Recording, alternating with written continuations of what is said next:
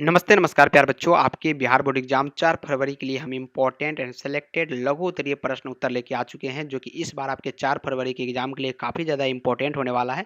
और सारे के सारे प्रश्न जो है पॉलिटिकल साइंस से हैं। इसको आप लोग डाउनलोड भी कर सकते हैं। इस पीडीएफ को कहाँ से डाउनलोड कर सकते हैं? तो टेलीग्राम से आप लोग डाउन कर लीजिएगा, डाउनलोड करके रख लीजिएगा और एग्जाम से एक पहले देख लीजिएगा। तो 10 प्रश्नों का आज हम उत्तर देने वाले हैं आज की इस वीडियो में, और काफ़ी इंपॉर्टेंट क्वेश्चन आज के इस लेक्चर्स में हम करने वाले हैं, जो कि आपके लघु उत्तरीय होने वाला है। और प्रश्न जो है बार बार आपके किसी भी एग्जाम में पूछे गए हैं, वैसे ही प्रश्न का डिस्कशन आज के इस लेक्चर्स में हम लोग करेंगे। तो पहला सवाल पूछा जा रहा है कि सार्क सार्क क्या है। सवाल इंपॉर्टेंट है, सार्क क्या है। और ये सवाल जो है वीवीआईपी सवाल है, और ऑलरेडी आपके एग्जाम में सवाल जो है पूछे गए। तो चलिए आंसर में लिखते हैं। जैसा कि मैं आपको पहले ही बता दूं, अगर 2 नंबर में पूछा जाए तो ज़्यादा से ज़्यादा 2 से 4 लाइन लिखना है। इससे ज़्यादा आपको नहीं लिखना है। इससे ज़्यादा आप लिखेंगे, नंबर आपके काट लिए जाएंगे। 100% ये रूल होता है बिहार बोर्ड एग्जाम का, याद रखिएगा। 5 नंबर में अगर आपसे पूछा जाए तो कम से कम 1 पेज को फुल कर देना है। इससे कम बिल्कुल भी नहीं लिखना है। अब यहाँ पे डिस्कशन हम करते हैं कि सार्क क्या है। तो द चेस यानी साउथ एशियन एसोसिएशन। ध्यान से सुनेंगे, कान में एयरफोन लगा लीजिए और ध्यान से सुनते चलिए। सारे के सारे प्रश्न आपको याद हो जाएंगे, और साथ में देखना भी है। मोबाइल को इधर रख के सिर्फ सुनने से काम नहीं चलेगा, तो देखते चलिए और इसको याद करते चलिए, आपस में बोलते चलिए। सार्क क्या है? तो द क्षेत्र यानी South Asian Association for Regional cooperation, इसका क्या है? फुल फॉर्म है। दक्षिण एशियाई देशों द्वारा बहुस्तरीय साधनों से आपस में सहयोग करने की दिशा में उठाया गया बड़ा कदम है। समझ में आया? द चेस यानी South Asian Association for Regional Cooperation, SAARC, दक्षिण एशियाई देशों द्वारा बहुस्तरीय साधनों से आपस में सहयोग करने की दिशा में उठाया गया सबसे बड़ा कदम है। इसकी शुरुआत जो है 1985 में हुई। सार्क की शुरुआत कब हुई? 1985 में हुई। ये ऑब्जेक्टिव के लिए आपके लिए इम्पोर्टेंट है। दुर्भाग्य से विभेदों की मौजूदगी के कारण दक्षेस को ज़्यादा सफलता नहीं मिला। दक्षेस को क्या हुआ यहाँ पे? ज़्यादा सफलता नहीं मिला। किस कारण से? यहाँ पे विभेदों की मौजूदगी के कारण। दक्षेस के सदस्य देशों ने सन 2002, कब? सन 2002, अंडरलाइन कीजिए, में दक्षिण एशियाई मुक्त व्यापार क्षेत्र समझौते पर यहाँ पे दस्तखत किए, यानी साइन किए। इसमें पूर्व दक्षिण एशिया के लिए मुक्त व्यापार क्षेत्र बनाने का वायदा है। तो ये रहा आपके सार्क क्या है, पूछा जाएगा 2 नंबर में। तो आपको यहाँ से कोई भी अगर 2 लाइन याद हो जाए जो आपको इजी लगे, और वहाँ से आप एक लाइन बना सकते हैं, तो वहाँ से आप याद कर लीजिएगा। सारे के सारे यहाँ पे लाइन आपको नज़र आ जाएंगे, और उम्मीद है कि ये लाइन आपको याद हो ही जाएगा। न ज़्यादा तो कम से कम 1985 और 2002 बिल्कुल प्रश्न के आंसर में लिखने का प्रयास कीजिएगा। 100% आपको 2 मार्क्स दिए जाएंगे। अगर ये आप छोड़ते हैं 1985 और 2002, तो उम्मीद है कि 1 नंबर यहाँ से आपको काट लिए जाएंगे। तो ऐसे प्रश्न को फोकस कीजिएगा। आप लोग स्क्रीनशॉट ले लीजिए, जरा मैं इसको क्लीन कर देता हूँ। स्क्रीनशॉट लेके एक बार रीड कर लीजिएगा, आपको ये क्वेश्चंस याद हो जाएगा। अब चलते हैं अगला नंबर सवाल की ओर। अगला सवाल है कि द्विराष्ट्र सिद्धांत क्या है। सवाल तो ये भी इम्पोर्टेंट है, वीवीआई सवाल है, और ऑलरेडी सवाल आपसे पूछे गए। द्विराष्ट्र सिद्धांत क्या है, ये आपसे पूछा जा रहा है। आंसर में क्या लिखेंगे? जैसा कि मैंने बताया, 2 से 4 लाइन, बस 4 लाइन, उससे ज़्यादा नहीं। तो द्विराष्ट्र सिद्धांत 2 मतों, 2 प्रभावों और 2 ध्रुवों को मानता है। द्विराष्ट्र है तो द्विराष्ट्र में क्या होगा? 2 मत होंगे, 2 प्रभाव होंगे और 2 ध्रुवों के मानता होगा। भारत पाकिस्तान का विभाजन इसी सिद्धांत के आधार पर हुआ। यह हिंदुओं और मुसलमान 2 मुख्य कौमें हैं। जैसे हिंदुस्तान में ज़्यादातर हिंदू है, और मुसलमान जो है पाकिस्तान में ज़्यादातर मुसलमान है। तो वहाँ पर क्या है? द्विराष्ट्र सिद्धांत आपस में लागू होता है। इसलिए ब्रिटिश सरकार ने इंडिया का विभाजन भारत और पाकिस्तान के रूप में किया। ब्रिटिश सरकार ने इंडिया का विभाजन कैसे किया? भारत और पाकिस्तान के रूप में किया। तो ये भी याद रख लीजिएगा। 2 मार्क्स आपको ये प्रश्न दे के जाएगा, याद रख लीजिएगा। ऐसे इजी प्रश्न है, ये काफ़ी इजी प्रश्न है। एक बार रीड कर लीजिएगा तो आपको याद हो जाएगा, या एक बार ट्रिक से समझ लीजिएगा तो आप लिख दीजिएगा कम से कम 4 लाइन। और यही लिखना है 2 नंबर वाले मार्क्स में जो है, आपको कम से कम ज़्यादा से ज़्यादा अगर लिखना है तो 4 लाइन, उससे ज़्यादा आपको नहीं लिखना है। फोकस कीजिएगा 3 नंबर सवाल पर। सवाल काफ़ी इंपॉर्टेंट है। भारतीय राजनीतिक में कांग्रेस प्रभुत्व से आप क्या समझते हैं? भारतीय राजनीतिक में जो है कांग्रेस के प्रभुत्व से आप क्या समझते हैं?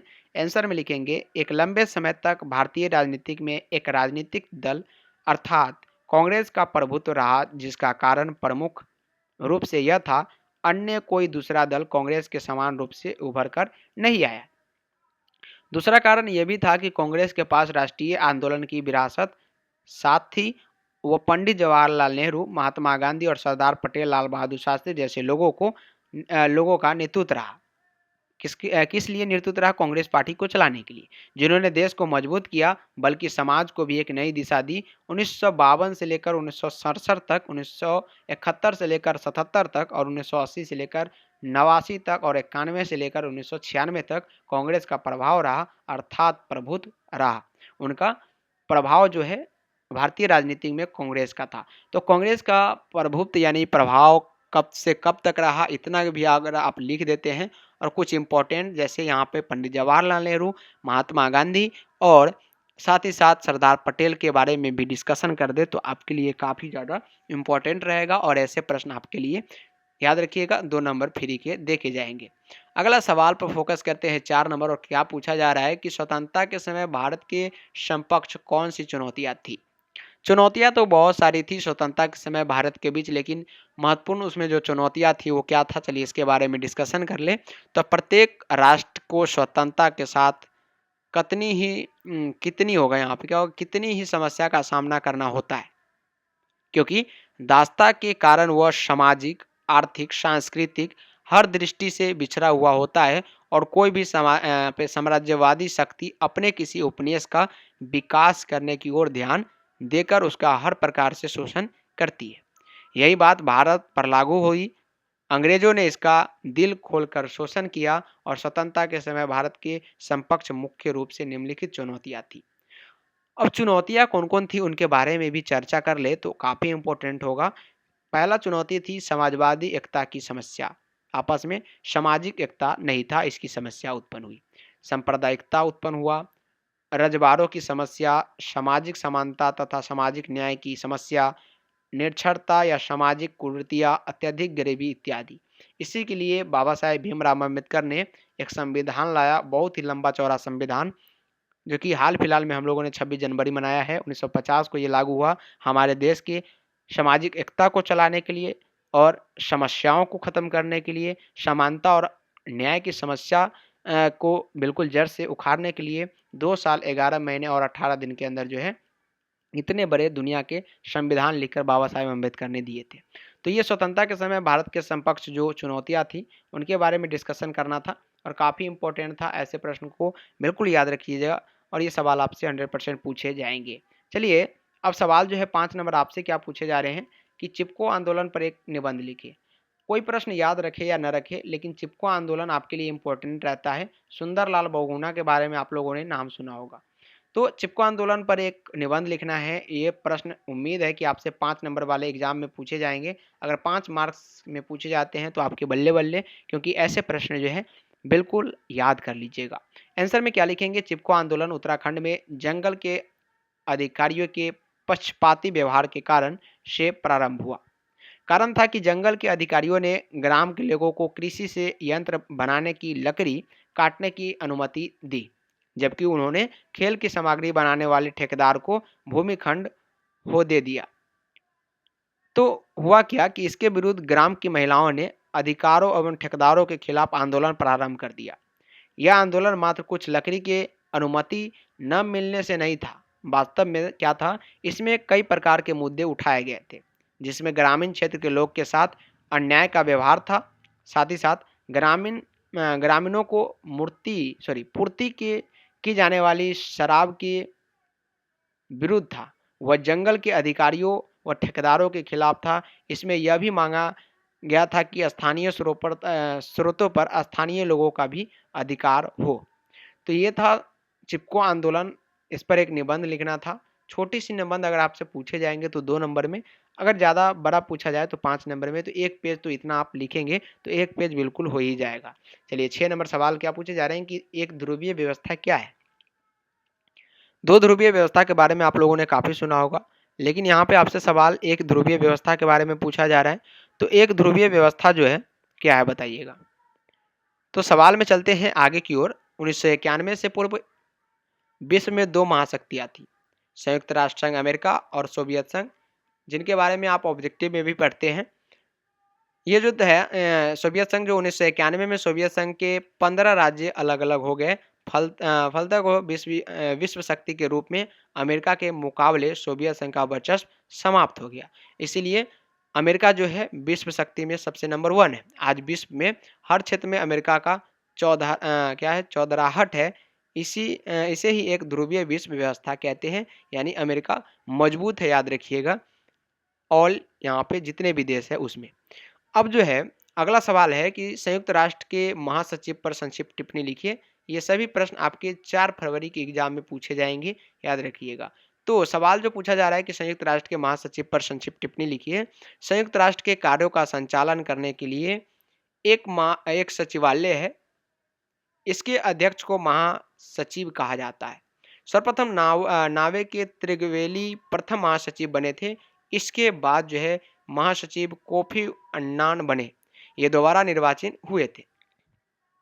महासचिव के प्रमुख कार्य निम्नलिखित थे। महासचिव सुरक्षा परिषद, आर्थिक और सामाजिक परिषद आदि के बैठकों को आमंत्रित करता है। अगला है कि संघ के विभिन्न अंगों के द्वारा लिए गए निर्णयों को लागू करता है। तीसरा पॉइंट है कि यदि विश्व में कहीं भी शांति को खतरा पैदा होता है तो सूचना सुरक्षा परिषद को देता है, याद रखिएगा।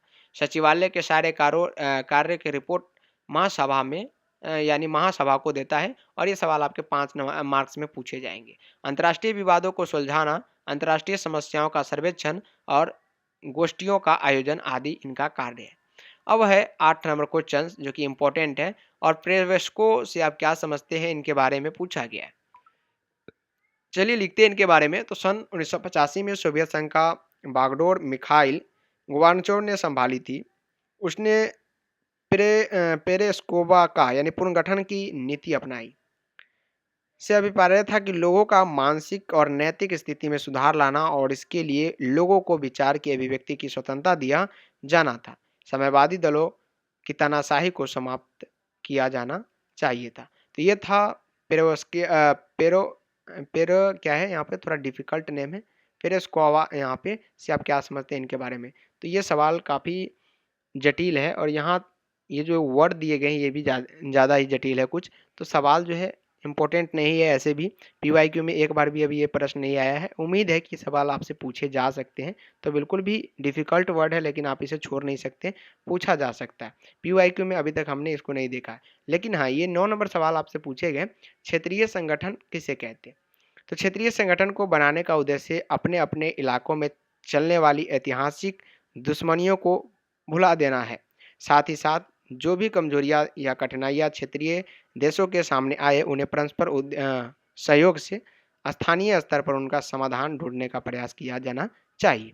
अगला है कि क्षेत्रीय संगठन का राष्ट्र सदस्य अपने अपने इलाकों में अधिक शांतिपूर्ण और सहकारी क्षेत्रीय व्यवस्था विकसित करने की कोशिश करें। वे चाहते हैं कि अपने क्षेत्र के देशों की अर्थव्यवस्था का समूह बनने की दिशा में कार्य करें। 2 उदाहरण यूरोपीय संघ का असामान्य है।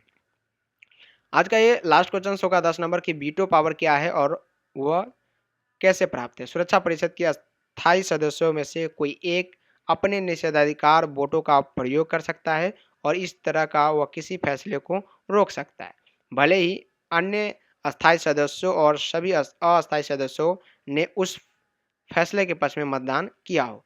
तो ये 10 प्रश्न थे और इसको जरूर याद रख लीजिएगा। लघु उत्तरीय प्रश्न है और सारे के सारे प्रश्न जो है 2 से 5 नंबर में पूछे जाएंगे। काफ़ी इंपॉर्टेंट है, पीवाईक्यू में ऑलरेडी सवाल आपको पूछा गया। तो अपना अपना फीडबैक जो है कमेंट बॉक्स में देने का प्रयास कीजिएगा कि आज का ये लेक्चर्स कैसा लगा। वीडियो को एक बार लाइक कर दीजिएगा, चैनल को सब्सक्राइब करके शेयर करने का प्रयास जरूर कीजिएगा। मिलते हैं फिर से अगले लेक्चर्स में।